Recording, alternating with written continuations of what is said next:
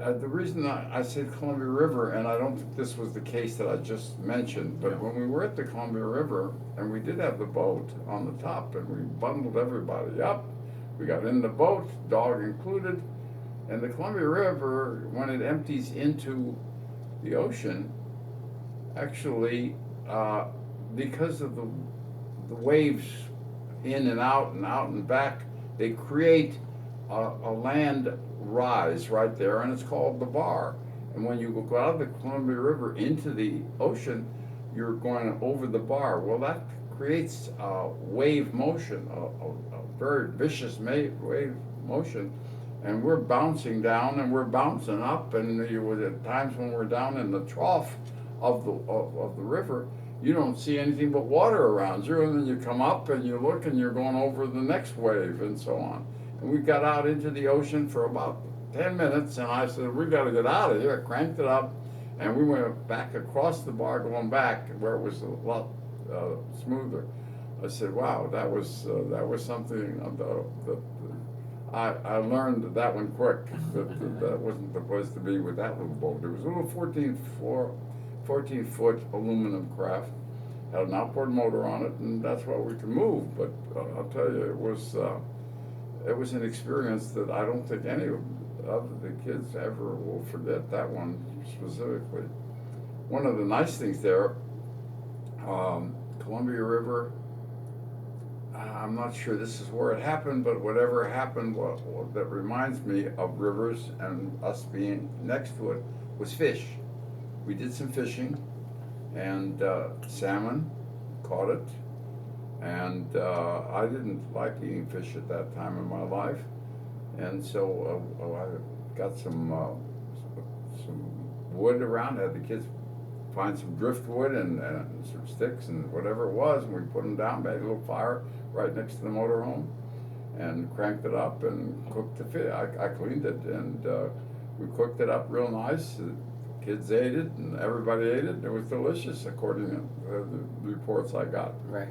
And I kind of smoked it because I threw a little water into the fire once in a while and made the smoke come up, and it looked real good. I think we had some other food with it, but the salmon was neat and it was fresh. That's for sure. Right. And I think it was what they call silver salmon as against king.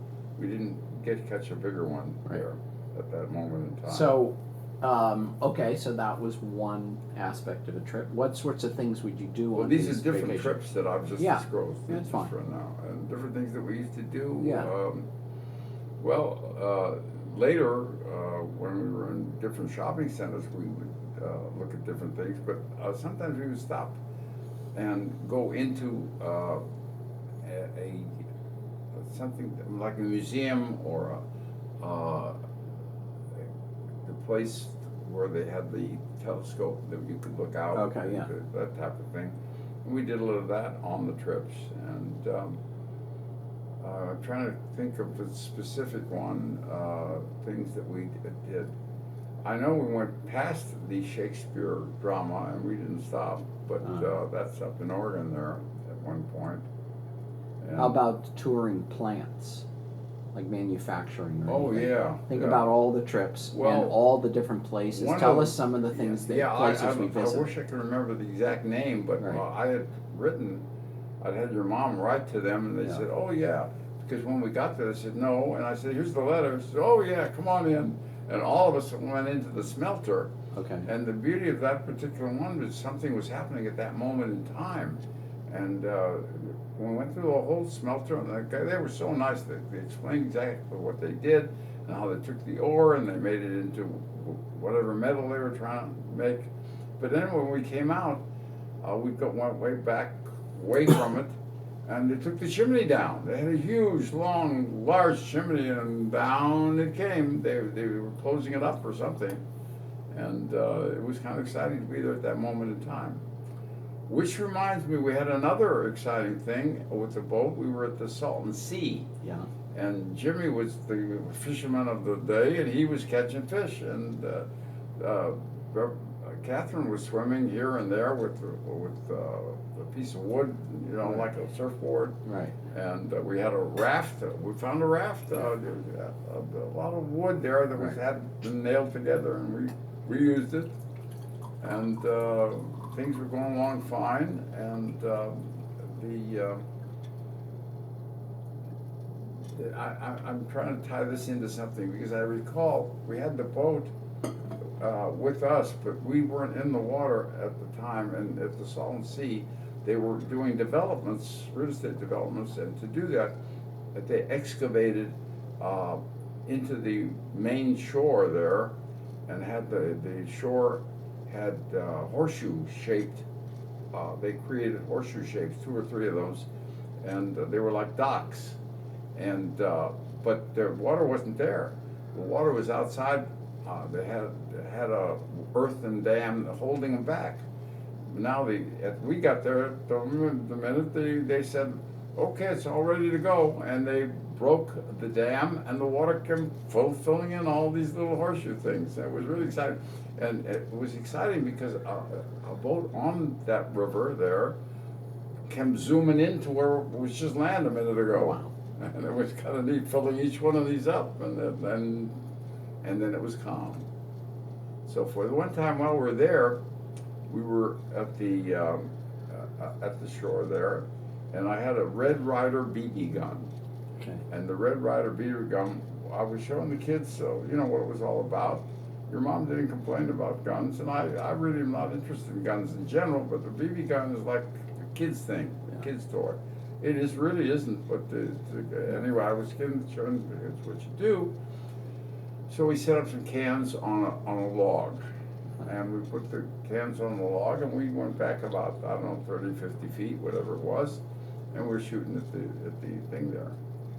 And as we're finishing off, we see the dog, Spooky, is over there, and she's wandering around, so we yell at her, "Spooky, come out of there."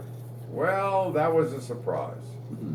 A black man stood up and said, "I ain't bothering anybody here." And that minute, and your mom almost fell over from embarrassment of calling the spooks, "Come on out," you know, like that. Right. That minute we changed that name. It was never Spooky, it was Suki from then on out. Right. And it was a very interesting thing because it taught the kids something that they maybe we never would have been able to tell them, that everybody is a person, and it isn't nice to speak of anybody. And we didn't see him. He was behind the log. When he stood up, it made us feel very uncomfortable, and we learned something. And every time we traveled, we learned a little something new about the world and people. Sit up straighter, please. Yeah, straight up. Okay. There we Is go. that better? Yeah, that's good. And you can lean back, but that's a little. Yeah. Okay. Yeah. Okay. Joanne, I just saw my sister a little bit ago downstairs, and she said, "I don't believe you can stand up." I said, "Yeah, I can.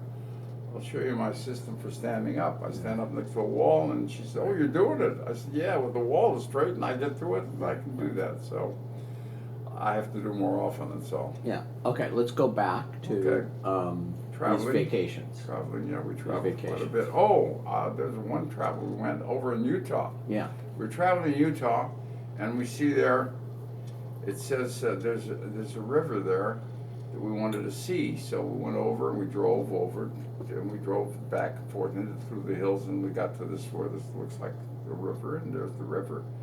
And we all got out and went over by the river, and the river is disappearing right in front of our eyes. It stops. It was called Intermittent Creek. And it was intermittent, all right, but where'd it go? Where's it coming back? Finally, after a little while, maybe 20, 25 minutes, here comes the water again.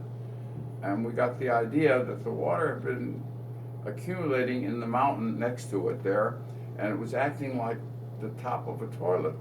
And it was flushing. Every so often it got high enough and it would flush right out again. And then it would have to accumulate and flush right out again. It was a fascinating thing there.